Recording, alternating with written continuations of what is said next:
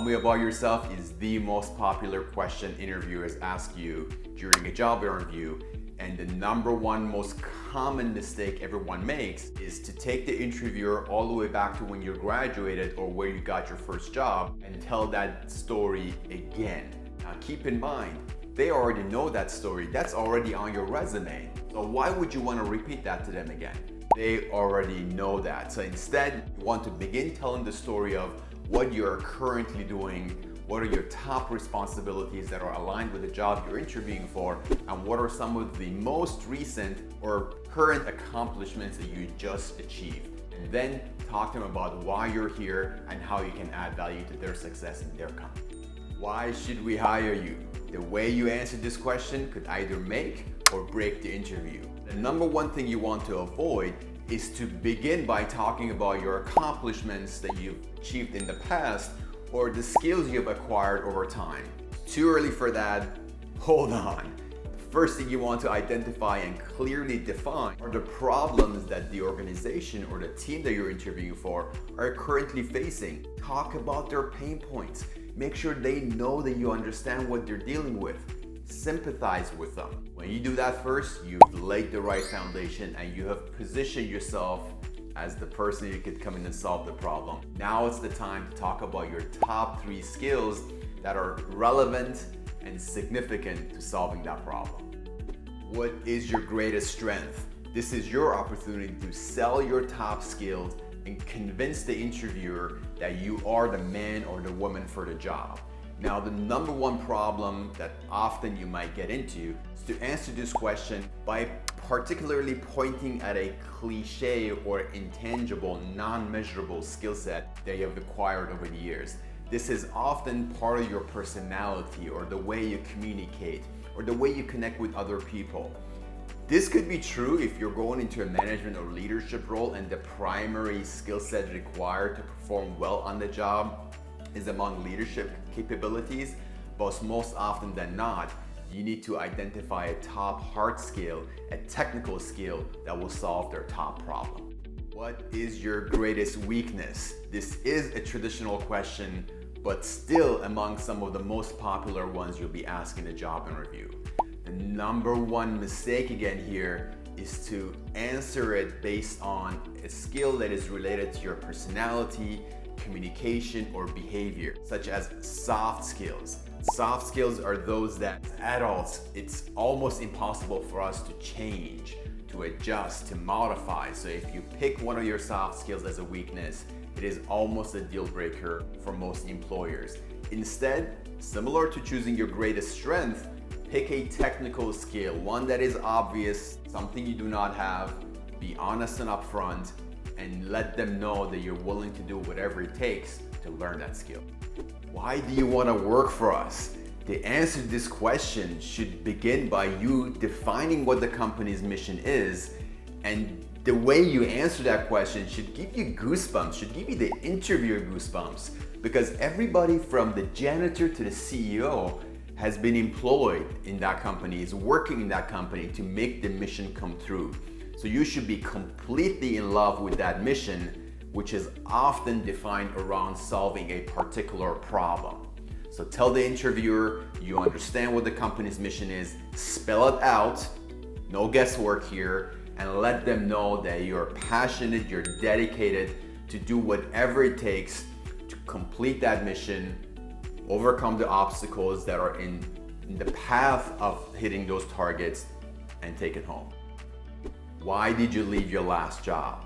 So when you go to answer this question, how you answer it is a lot more important than what you say or what comes out of your mouth.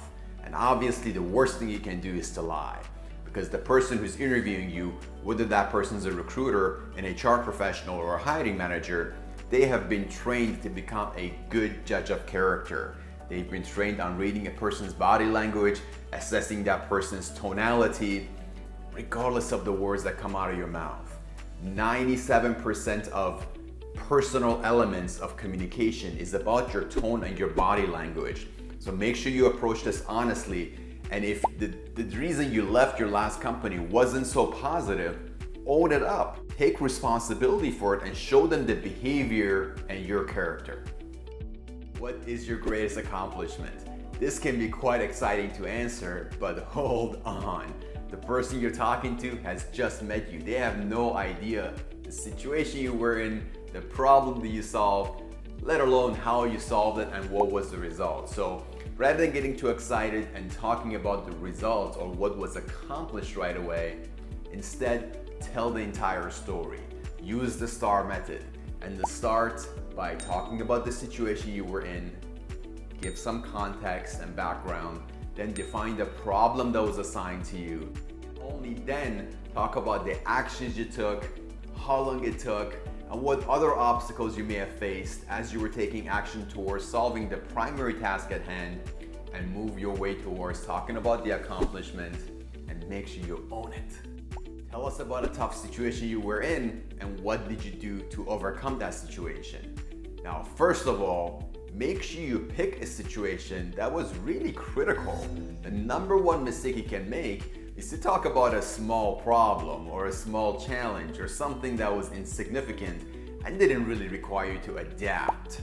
Often, that is your number one problem and why you would lose a point in this question.